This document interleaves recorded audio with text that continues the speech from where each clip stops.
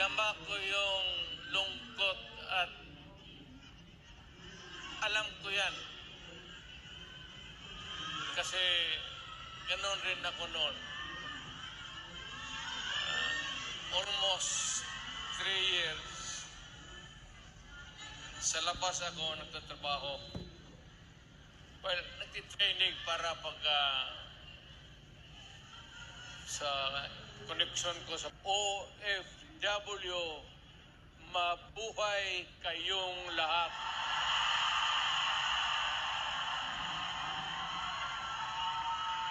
At ang mundo dapat magpasalamat na merong mga Pilipino na magpunta dito sa kanila, sa ibang bayan, para magtrabaho para sa kanila at para sa atin, makaipon ng pera para sa pamilya natin.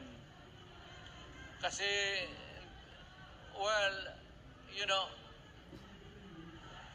it could take about 7 to 10 years bago mawala itong sitwasyon natin na ganito.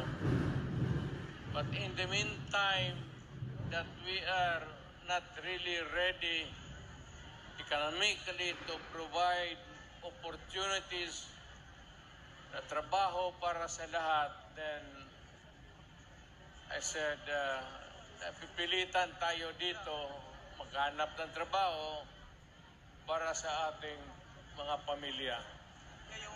Kaya ako ngayon dito, this is not the first time that I have kaharap ko kayo. Tanggapin na lang natin kung ano ang nasa palad natin at magdasal tayo na yung pagod ninyo ngayon dito ang makinabang ang mga pamilya ninyo at ang mga anak ninyo. Mabuhay kayong OFW.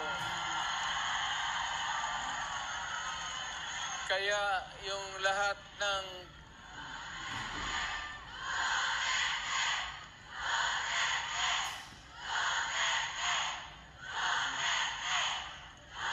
kaya kayong